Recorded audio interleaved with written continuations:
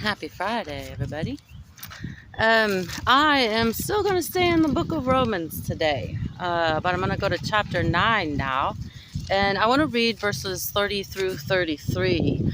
And it's going to talk about Gentiles and Jews. And just if you don't know, a Jew is a Jew, and anyone who is not a Jew is considered a Gentile.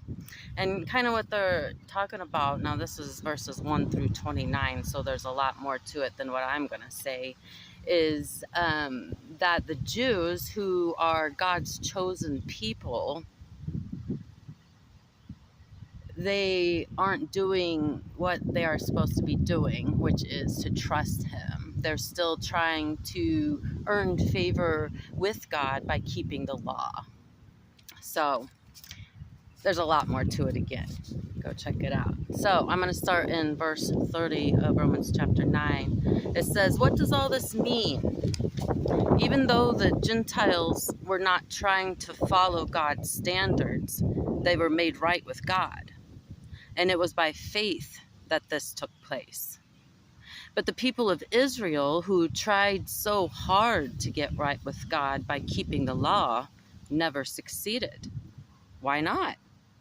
Because they were trying to get right with God by keeping the law instead of trusting in Him. They stumbled over the great rock in their path.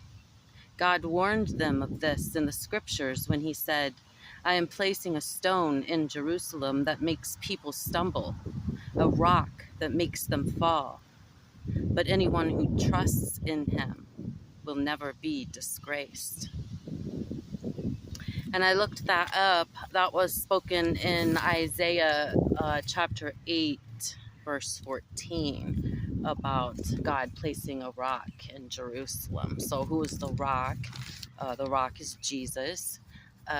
So that's what trips people up, I think, is still believing what you've learned maybe growing up, or I don't know, trying to follow these commandments and these laws that are impossible to keep. Because if we're going to try to follow the laws, we have to follow every single law perfectly, just like God. Okay, and God knew we couldn't do it. That's why He sent Jesus. So if you trust in His Son, in Jesus, you'll never be disgraced, is what the scriptures say. What does that mean for sure? I'm not totally sure. I mean, on this earth, yeah. But in heaven or in God's eyes, no. You're seen as perfect and righteous and holy, as how He created you in His image.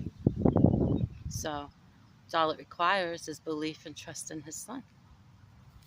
You guys have a good rest of your day.